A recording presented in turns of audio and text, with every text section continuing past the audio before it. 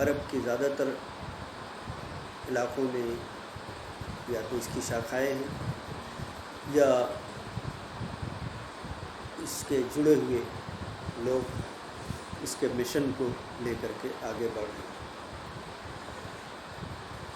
انہوں نے ایک دوسرا کام، ایک تو یہ ہے کہ پڑھے لکھوں کا کو انہوں نے ٹارگٹ کیا، پڑھے لکھوں کو اپنے سنگٹھن سے جوڑنے کا کام کیا۔ یہ اسی دن سے ہوا جس دن سے حضرت بننا نے یہ سنگٹھن بنایا، اور ان کے اندر یہ چھمتا تھی کہ پڑھے لکھوں کو پربھاوت کرنے کی ان کے اندر جو صلاحیت تھی، اس کی وجہ سے بڑے بڑے لوگ، انجینئر، ڈاکٹر، ججز اور اعلیٰ تعلیم یافتہ اور پروفیسرس، ایسے لوگ اس سنگٹھن سے جڑے۔ چنانچہ ان کے دیہانت کے بعد، ان کی ہتیا کے بعد جو پہلا ویکتی اس کا اخوان المسلمین کا ادھیکش بنا، وہ خود بھوتپورو جج تھے ایجپٹ کے، حسن الحزیبی۔ اس سے اندازہ کیا جا سکتا ہے کہ اس نے کتنے سنگٹھت انداز میں اور کتنے پربھاوشالی انداز میں اپنے کام کو مصر میں آگے بڑھایا، اور بہت کم مدت میں اس نے نہ صرف ایک سماج سدھارک آندولن کے طور سے بلکہ ایک راجنیتک آندولن کے طور سے اپنے آپ کو ایجپٹ ہی نہیں بلکہ پوری عرب دنیا سے منوانے میں اس کامیابی حاصل کری۔ یہ ہر سال اپنا ایک سالانہ اجتماع کرتے تھے، اور اس میں یہ وارشک، یہ بہت بڑا اجتماع ہوتا تھا جس میں پوری دنیا کے لوگوں کو بلایا جاتا تھا، اسکالرس کو بلایا جاتا تھا، اور اس میں اس بڑی کانفرنس میں کئی دن تک چلتی تھی۔ اس میں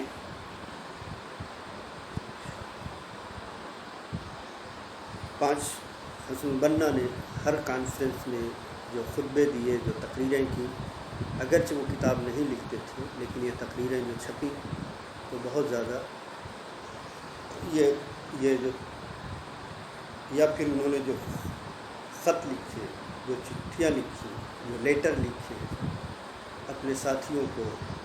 یا پھر عرب کے حکمرانوں کو، عرب کے شاسکوں کو، مصر کے شاسکوں کو، وہ خود اپنے آپ میں بہت مہتوپورن ہے، اس معنی میں کہ اس میں ایک تو اسلام کی جو شکشائیں ہیں وہ آسانی سے اس میں دیکھی جا سکتی ہیں، اور ساتھ ساتھ اس میں جن ادیشوں کو لے کر کے، جن ایمز اور آبجیکٹیوز کو لے کر کے اخوان المسلمین کو بنایا گیا تھا، ان ایمز اور آبجیکٹیوز کو، ان کی جو چھوڑی ہوئی چھوٹی چھوٹی کتابیں اور ان کی ایک یادگار ڈائری ہے، ان میں آسانی سے دیکھا جا سکتا ہے۔ ان کتابوں میں کچھ کا پریچے، کچھ ہم سب کے لیے اچھا ہوگا، اور ان کو جاننا اور اخوان المسلمین کے سمجھنے کے لیے، اخوان المسلمین کے ادیش کو سمجھنے کے لیے ان کا پڑھنا ضروری ہے۔ اس میں ایک تو مذکرات الدعوات والدعیہ، یعنی اگر ہم مشنری ڈائریز یا ڈائری آف مشنز، جو مشن لے کر کے اخوان المسلمین چلی تھی اور جس کے لیے حضرت بننا نے اس کی استھاپنا کی تھی، اس پوری ڈائری میں انہوں نے اس کے بارے میں لکھ دی ہے، اور اپنی زندگی سے پہلے تک کے واقعات کو اس میں انہوں نے سرکشت کر دیا ہے۔ اس کے دو حصے میں بانٹا جا سکتا ہے۔ ایک حصہ وہ ہے جس میں اپنی پرسنل لائف کہ کہاں پیدا ہوئے، کہاں شکشا پراپت کی، اور کس طرح ان کے ذہن میں اخوان المسلمین کو قائم کرنے کا خیال آیا، اور کس طرح ٹیچر ٹریننگ میں رہتے ہوئے خود ودیارتھیوں اور طالب علموں کے بیچ کس طرح انہوں نے اپنے وچار کو پربھاوشالی انداز میں پھیلانے کی کوشش کی، اور کس طرح انہیں پربھاوت کیا اپنے وچاروں سے، اور اسی طرح اپنی شادی، اور دوسری گھٹناؤں اور واقعات کے بارے میں انہوں نے معلومات دی ہے۔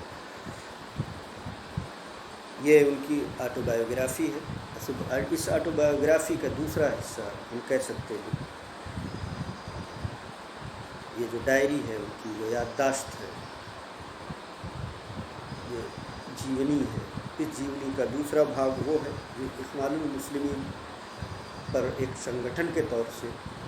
روشنی ڈالی گئی ہے کہ کس طرح یہ قائم ہوئی، کن پرستھتیوں میں قائم ہوئی، اور اسے کام کرنے کے لیے شاسن کی طرف سے اور سماج کی طرف سے کن مشکلات کا، کن دشواریوں کا سامنا کرنا پڑا، اور کس طرح ان کے ساتھیوں نے جان کی بازی لگا کر کے اپنے مشن کو پورا کرنے کے لیے، اپنے مشن کو آگے بڑھانے کی انہوں نے سنگھرش کیا اور تمام دشواریوں کو برداشت کیا، اور کس طرح ایجپٹ جیسے بکھرے ہوئے سماج میں ایک ایسا نمونہ قائم کیا جو بھائیوں کا نمونہ ہے۔ اخوان المسلمین کا مطلب ہی ہے کہ مسلم برادرز، تو انہوں نے گویا عملی طور سے، ویوہارک روپ سے ایک مسلم برادرز کا نمونہ قائم کیا۔ میں ایک مثال دیتا ہوں جو انہوں نے اس میں لکھی ہے اپنی اسٹوری میں، وہ یہ کہ کس طرح یہ آپس میں بھائی بھائی بن گئے تھے، اور ان کا مشن نے انہیں کس طرح ان کی جانوں کو آپس میں جوڑ دیا تھا۔ اس کی ایک مثال میں دیتا ہوں کہ ایک بار ایک ویکتی، اخوان المسلمین کے ایک ممبر، ایک والنٹیئر، وہ ایک دکان پہ سامان لینے گئے، اور وہ دکان پہ سامان لینے گئے وہ بھی اخوان المسلمین کے والنٹیئر تھے۔ انہوں نے اس سے چاہا کہ جو سامان کی قیمت دیکھی اور قیمت پوچھی، تو انہوں نے اسے 8 روپے، یعنی مصر کے 8 روپے کے برابر سے کہا، لیکن سامان خریدنے والا اس ضد پر اڑ گیا کہ نہیں، یہ 8 روپے نہیں، اس کی بازار کی قیمت جو ہے 10 روپے ہے، اس لیے کم سے کم 1 روپے پروفٹ کے ساتھ مجھ سے 11 روپے ہونے چاہیے۔ لیکن ان دونوں میں یہاں تک کہ گرما گرم بحث ہو گئی، نہ وہ پیچھے ہٹنے کو تیار، نہ دکاندار اس سے زیادہ لینے کو تیار، اور نہ یہ خریدار اپنی بتائی ہوئی قیمت پر کم دینے کو تیار۔ یہاں تک کہ یہ بات اخوان المسلمین کے سنستھاپک حسن البنا تک پہنچی، اور انہوں نے کہا کہ بھئی نہ تو سامان بیچنے والے بھائی کا گھاٹا اور نہ خریدنے والے بھائی کی دل شکنی ہو کہ ان کے بھائی نے جان بوجھ کر ان سے اتنا کم پیسے پر سامان لیا کہ اسے نقصان ہوا، اس لیے نہ تو یہ 11 میں ہوگا اور نہ یہ 8 میں ہوگا، بلکہ 9 میں ہوگا، 10 میں، 10 روپے، تاکہ جو بیچنے والے کو زیادہ گھاٹا نہ ہو، یا کم سے کم اتنا ہو جتنا کہ اس نے مارکیٹ سے سامان خریدا ہے، اور اسے اتنی پونجی اس کی واپس آ گئی۔ تو یہ ایک مثال ہے کہ کس طرح سے ایک نیموں پر چلنے والی، اسلامی شکشاؤں پہ چلنے والی، ایمانداری کے راستے پہ چلنے والی، سچائی کے راستے پہ چلنے والی، ایک پوری مشنری اسپرٹ کو لے کر کے چلنے والی ایک تنظیم کے طور سے بہت ہی کم مدت میں، بہت کم سالوں میں اخوان المسلمین نے اپنے آپ کو ایک انترراشٹری تنظیم، ایک انترراشٹری سنگٹھن کے طور سے ڈھال لیا، اور اس کی اسی ٹریننگ کا پربھاؤ تھا کہ بہت جلد نہ صرف ایجپٹ کے سماج میں بلکہ پوری عرب دنیا میں یہ سب سے بڑی آرگنائزیشن اور سب سے بڑی اسلامی سنگٹھن کے طور سے اس نے اپنے آپ کو منوا لیا، اور وہ آج بھی انہی خوبیوں کے ساتھ وہ اس کا استتو ہے، اس کا وجود ہے، وہ ایگزسٹ کر رہی ہے، اور آج بھی پوری نہ صرف عرب دنیا بلکہ اسلامی جگت پر اس کا گہرا پربھاؤ ہے۔ یہ اخوان المسلمین کا ایک بریف انٹروڈکشن تھا، کس طرح قائم ہوئی، کن پرستتھیوں میں قائم ہوئی، کن کے دوارا قائم کی گئی، اور ان کی ایک کتاب کا میں نے پریچے کیا، ان کی اس کے سنستھاپک کی کتاب کا، اور ان کی دوسری کتاب ہے، یہ اس کا اردو ترجمہ ہے، ہندی ترجمہ ہے، حسن البنا کی ڈائری، جس کا میں نے ابھی ذکر کیا۔ پھر اسی طرح ان کی ایک اور کتاب ہے، وہ ہے رسائل الامام الشہید۔ یہ وہ لیٹرز کا کلیکشن ہے جو حسن البنا شہید نے دوسرے لوگوں کو لکھا۔ اس کی اہمیت اس معنی میں ہے کہ اس میں اخوان المسلمین کا اور خود مصر کا اتہاس ان لیٹرز میں بہت سارے وجہوں سے یہ مہتوپورن ہے کہ اس میں ایک پورا اتہاس، ایک پورے یگ کا اتہاس اس میں سرکشت ہو گیا۔ اسی طرح ایک رسالہ تعلیم ہے، اس میں انہوں نے اخوان المسلمین کا اور اسلام کی شکشاؤں کا اور ساتھ ساتھ اسلام المسلمین کے ادیش کا خلاصہ پیش کیا۔ اسی طرح ایک کتاب ہے جو ان کے نام سے موجود ہے، دعوتنا فی طور جدید، دعوتنا فی طور جدید، یعنی our mission in new way, ہماری دعوت ایک نئے طریقے سے۔ یہ خاص طور سے انہوں نے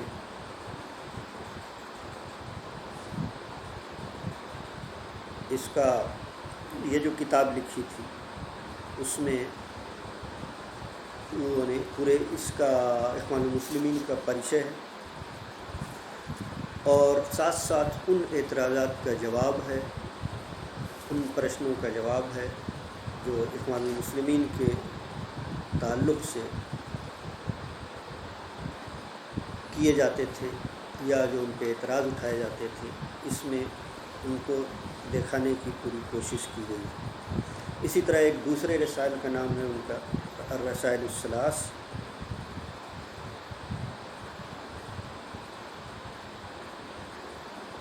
اس میں اور ایک اور کتاب ہے، اس میں 3 اس کے بڑے حصے ہیں۔ الرسائل الثلاث کو ہم 3 حصوں میں بانٹ سکتے ہیں۔ ایک حصہ وہ ہے جسے انہوں نے دعوتوں کا نام دیا ہے، یعنی ہماری دعوت، اس میں بھی گویا اخوان المسلمین کی دعوت کا، اس کے مشن کا، اس کے سنگٹھن کے ادیش کا پریچے کرایا گیا ہے۔ اسی طرح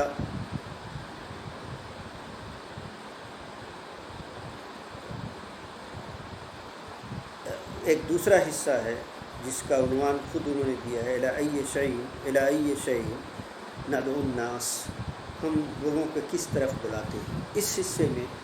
بھی انہوں نے، جیسا کہ ایک دوسری کتاب میں کیا، اس حصے میں بھی لوگوں کے اعتراض کا جواب دیا ہے اور یہ بتایا ہے کہ اس کا ادیش کیا ہے اور کس طرح وہ ایک آزاد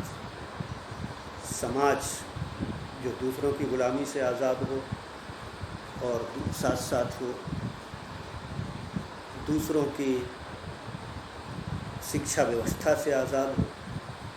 دوسروں کی دی ہوئی سبھیتا سے آزاد ہو، بلکہ اپنی سبھیتا، اپنی شکشا ویوستھا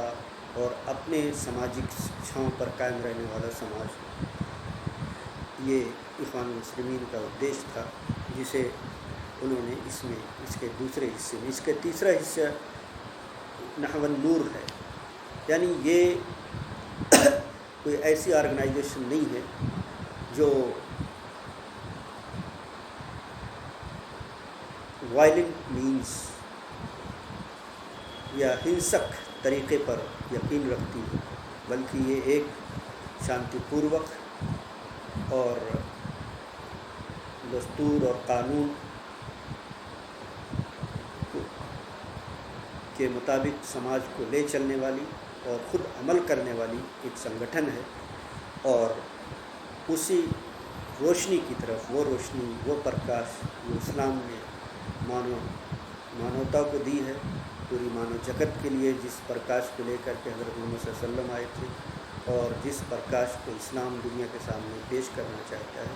وہی پرکاش، وہی نور، وہی روشنی इस संगठन का उद्देश्य। ये उसके तीसरे हिस्से में उन्होंने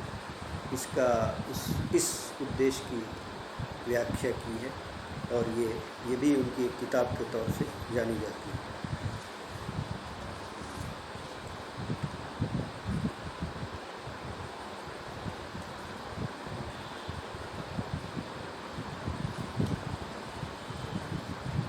इसी तरह इख़वान की जो सालाना कॉन्फ्रेंस थी, जो 5वीं बड़ी कॉन्फ्रेंस जो 1938 में थी, और ये इसमें उन्होंने 10 साल का इख़वान की कारकर्दगी का, उस संगठन की कारकर्दगी का जायज़ा लिया है। और ये इस पर भी उनकी एक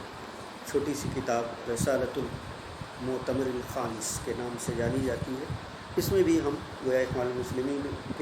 के संगठन के तौर से उसके इतिहास को जान और समझ सकते हैं।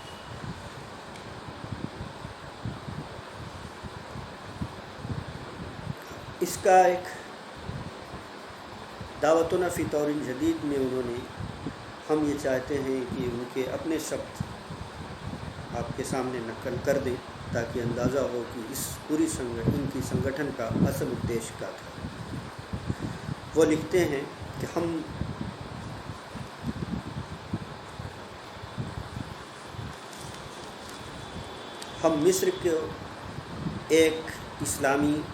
मिस्र में एक इस्लामी रियासत और एक इस्लामी समाज की स्थापना चाहते हैं जो इस्लाम की दावत की बुनियाद पर अरब अक़वाम को मुत्तहिद यानी संगठित कर दे, उनके फ़लाह व बहबूद की कोशिश करे, नीज़ वो दुनिया के तमाम मुसलमानों को हर तरह के जुल्म से, हर तरह के अत्याचार से नजात दिलाए, और दुनिया में अल्लाह का कलमा बुलंद हो, अल्लाह का दीन फैले, हत्ता ला तकून फितनतुन व यकून अद्दीनु कुल्लुहु लिल्लाह, यानी कोई फितना, कोई बदअमनी, कोई अशांति ज़मीन पर कायम न रहे, और वो दीन जो अल्लाह का दीन है वो यहाँ पे बाकी रहे, अल्लाह की मर्ज़ी बाकी रहे, और एक शांतिपूर्वक समाज का गठन हो इस संगठन के द्वारा।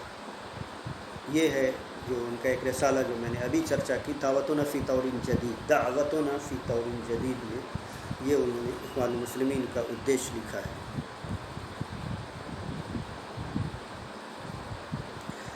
आखिर में उसके संस्थापक 12 फरवरी 1949 में 43 साल की एज में काहिरा की सड़क पर उनका कत्ल हुआ, और यही उनके अंत का, उनके देहांत का सबब बना। लेकिन इससे पहले वो अरब जगत में सबसे बड़े इस्लामी संगठन को कायम करने, उसे स्थापित करने, उसे मजबूत करने, उसे फैलाने में उन्होंने बहुत ही कम उम्र में कामयाबी हासिल की। यही उनका सबसे बड़ा उद्देश्य था। इख़वानुल मुस्लिमीन की कामयाबी के 4 बड़े सबब हैं, जिन्हें इतिहासकार 4 बड़े कारण हैं कि इतनी शॉर्ट पीरियड में कैसे उन्होंने इतनी बड़ी कामयाबी एक संगठन के तौर से हासिल की। इस बीच में उन्होंने बरतानवी साम्राज्य के ख़िलाफ़ संघर्ष भी किया, और साथ साथ फ़लस्तीन पर जब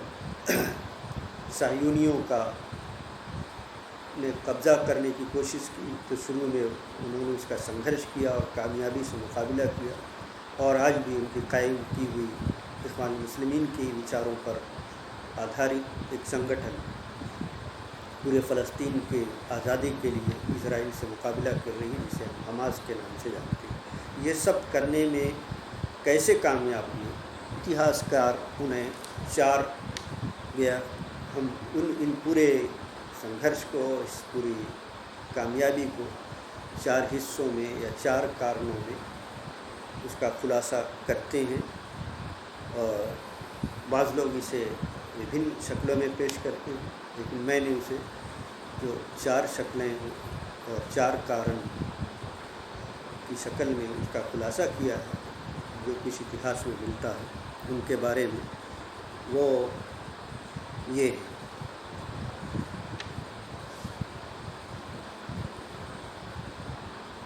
انہوں نے اپنے سنگٹھن کو پہلے دن سے سیاسی سنگٹھن کے طور سے نہیں بنایا،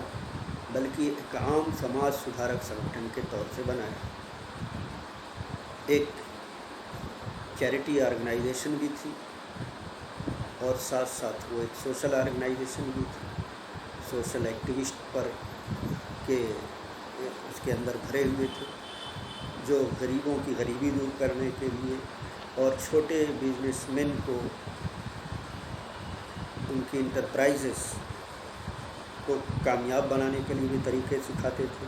اور ساتھ ساتھ خود اپنے سماج کو اور اپنے وطن کو مضبوط کرنے کے لیے اپنی یوگدان وہ دیتے تھے۔ تو یہ جو سب سے پہلا ان کا کارن تھا کہ وہ عام مقامات پہ، عام جگہوں پہ جا کر کے اپنی مشن کو پھیلاتے، دعوت دیتے۔ اس میں کہا گیا کہ خاص طور سے قہوہ خانے یعنی چائے خانے، مصر میں چائے خانوں میں اس زمانے میں بیٹھنے کی رواج بہت ہو گئی تھی، جس میں قہوہ پیتے تھے، وہ عربی قہوہ، اور وہاں گپ شپ کرتے تھے۔ جب انہوں نے وہاں جا کر کے وہ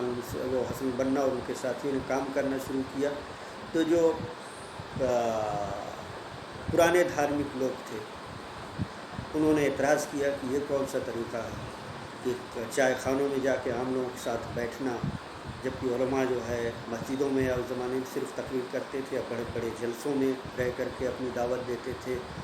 یا چاہے وہ سرکاری طریقہ ہو یا غیر سرکاری طریقہ، لیکن انہوں نے عام چائے خانوں میں جا کے غریبوں کے ساتھ بیٹھ کر کے، ویٹر کے ساتھ بیٹھ کر کے، چائے پینے والوں کے ساتھ بیٹھ کر کے، عام دیہاتیوں کے ساتھ بیٹھ کر کے، کسانوں کے ساتھ بیٹھ کر کے یہ اپنا وقت گزارتے تھے، اور ساتھ ساتھ اخوان المسلمین کا ان کے بیچ پریچے کراتے تھے۔ یہ اخوان المسلمین کی کامیابی کا ایک بڑا کارن رہا ہے۔ دوسرا یہ ہے کہ انہوں نے مساجد کو بیس بنایا، مساجد کو اپنی ایکٹیویٹیز کا اور اپنی گتیویدیوں کا سینٹر بنایا۔ مساجد میں جا کر وہ درس قرآن دیتے تھے، یعنی قرآن پروچن پر ان کی کلاسز ہوتی تھیں۔ حسن البنا کا پروچن بہت مشہور تھا، اسی طرح ان کے دوسرے جو ساتھی اس سے جڑے پڑھے لکھے لوگ، جج، انجینئرس، ڈاکٹرس، یہ سب آئے، تو ان کے لیکچرز کو لوگ بہت زیادہ پسند کرتے تھے، اور اس لیے انہوں نے قہوہ خانوں کے ساتھ ساتھ مسجدوں کو بھی نہیں چھوڑا، اور مسجدوں کو اپنی ایکٹیویٹیز کا سینٹر بنایا۔ اور تیسرا کارن جو ان کی کامیابی کا رہا وہ یہ کہ انہوں نے عام مصریوں کی اخلاقی، تہذیبی اور سماجی تربیت کے ساتھ ساتھ انہوں نے خود اپنے سنگٹھن کے جو کیڈر تھا اس کی تربیت پہ بہت زیادہ زور دیا۔ انہوں نے سنگٹھن کو بڑھانے سے زیادہ سنگٹھن کو مضبوط کرنے، اس کی جڑوں کو مضبوط کرنے، اس کے ویچارک بنیادوں کو مضبوط کرنے، اس کے آئیڈیالوجیکل جو بیسس تھی انہیں مضبوط کرنے پر پورا زور دیا، تاکہ جو بھی اس سے جڑے وہ تن من دھن کی قربانی کے ساتھ، اس جذبے کے ساتھ ہے کہ وقت پڑے تو سب کچھ اس مشن کے لیے، اس کے دیش کے لیے قربان کر سکے۔ اور شاید یہ آج بھی اسی طرح کی اپنی اکیلی تنظیم ہے کہ اگر گولیاں چل رہی ہوں، ان کے شترو یا سرکار کی طرف سے انہیں ختم کرنے کی ہو رہی ہے، اگر ان کے لیڈر کا، ان کے قائد کا حکم ہے کہ اپنی جگہ بیٹھے رہو،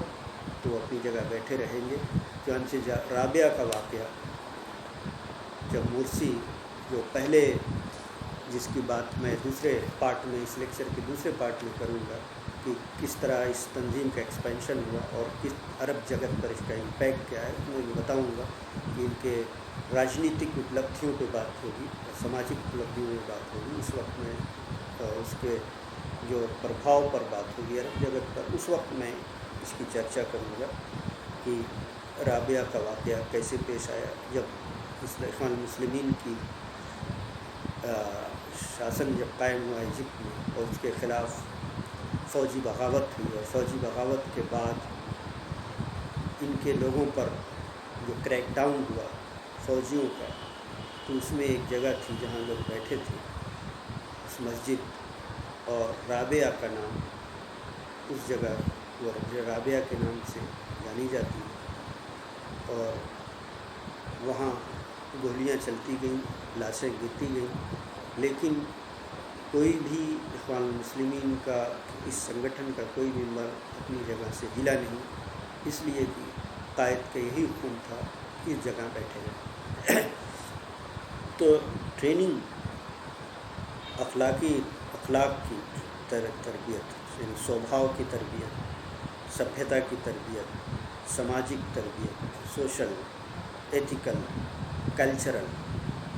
और साथ साथ आइडियोलॉजिकल ट्रेनिंग पर उन्होंने सबसे ज़्यादा बल दिया। इसी तरह चौथा जो कारण रहा इनकी कामयाबी का, जो सबसे बड़ा कारण माना जाता, वो ये है कि उन्होंने संगठन तो ज़रूर बनाया, लेकिन अपने आप को स्टेट के वेलफेयर से, for the betterment of the state, उन्होंने अपने विचार को उससे कभी अलग नहीं किया, बल्कि जो कुछ किया उसको तीन भाग था। एक तो आम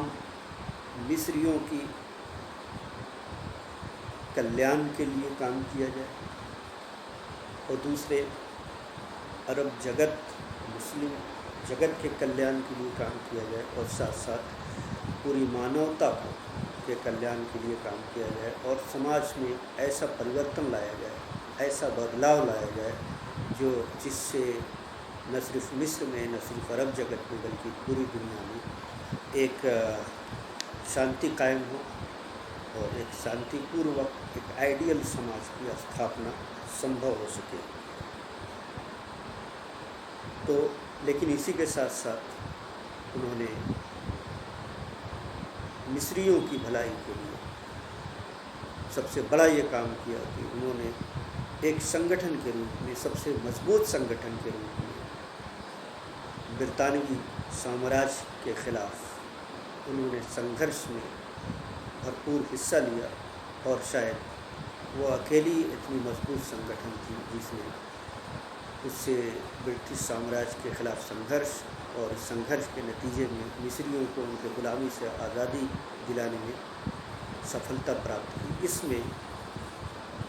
इस संगठन का, एक संगठन के रूप में इख्वानियों की बहुत बड़ी भूमिका है। ये है इख्वान मुस्लिमीन का एक इतिहास, brief history of the Ikhwan Muslimeen. And in the second part of this lecture I would like to discuss on